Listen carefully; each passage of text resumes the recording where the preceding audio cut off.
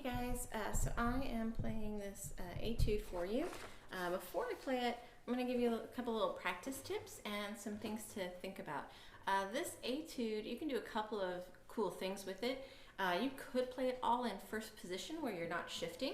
I'm going to play it a little more challenging fingering in my left hand because I like the sound of trying to keep phrases on the same string when possible, because it gives it the same kind of color, it gives it the same kind of tone to it, versus switching back and forth between the D string and the A string, because the A string sounds so bright and nasally.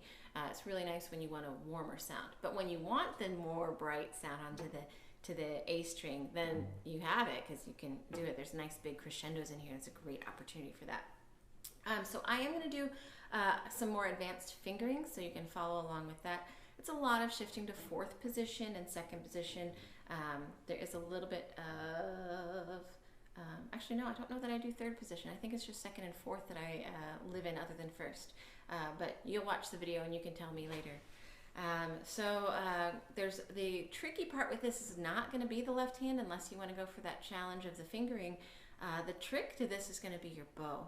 So there are lots of things to consider with your right hand in here, and it seems like it shouldn't be, right? We always think the left hand is the hard part, but in this one, the right hand is the hard part. So at the beginning, you're starting piano, so I'm going to start in the middle of the bow, even though it says whole bow. I'm going to use my whole bow in this etude, but not at the beginning, so that I can really ramp up the crescendos and the dynamic levels. So I'm going to start in the middle of the bow. They also have notes that have accents on them, and these are not aggressive accents. This song is not aggressive. It's andante, which means nice slow walking tempo. So this is not going to be like a cymbal crash kind of accent. Instead, it's just this note is important to bring it out. So it's almost like it's like a pulse on the start of the note rather than a big ka sound. It's just going to be like a ba kind of sound. And then you have a lot of tricky bows when you have 3-to-1 ratio. So you have like a half note and a quarter note slurred together, and then you have 1 quarter note going up bow. So there's 2 different ways we're going to conquer this. The first one, and you can choose this for all of the things, but I have a little sneaky part for what comes up in measure, what is that, 17, 18, 19, 20, 21, I think it is. Of course it's 21, it's always 21, isn't it? Okay, so in measure 17, you have this elsewhere as well, but in measure 17, you have this little lick that goes,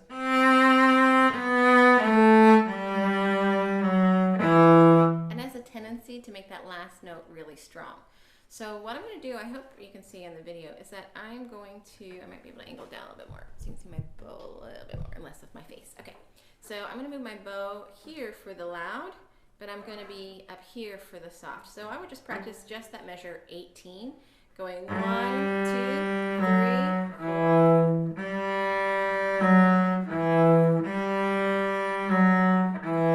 like that. So I can try to keep that E in the same volume, same dynamic as the rest of the measure. It's not the most important beat at all, so we want to make sure that beat 4 is the softest, right? Beat 1 is always the loudest. Okay, so that happens, you have that a lot of times, and in some cases you have it when you're in the process of also thinking about changing strings. So just be aware that you still need to think about your bow being in the forte lane and the piano lane. And then when you go there, you want to be light and fast. You still want to have some resonant sound. You don't want it to totally like be a fake sound, but you need it to go lighter than what you were playing, because otherwise you're going to have this, and it's going to be a totally different effect then. So like I said, you can do that a lot, but in measure 21, there's another trick to it.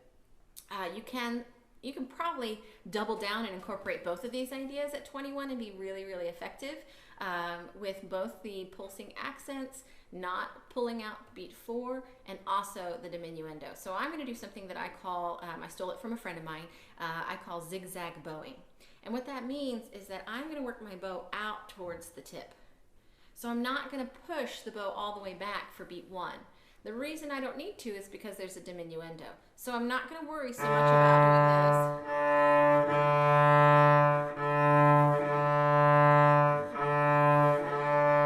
doing this. Instead, I'm going to do this.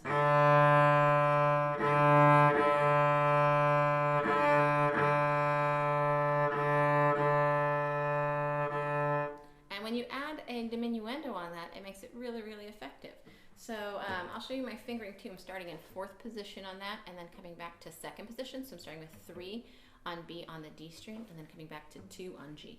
And then I work my way back to 1st position. You can totally do this with your string crossing. It just makes it a little less of your focus on your bow because you're also having to cross strings. So you need to really think about the sound when you're crossing strings. But I would try this if you can. So with me, just that spot, this is what I'm going to do. Ready, and...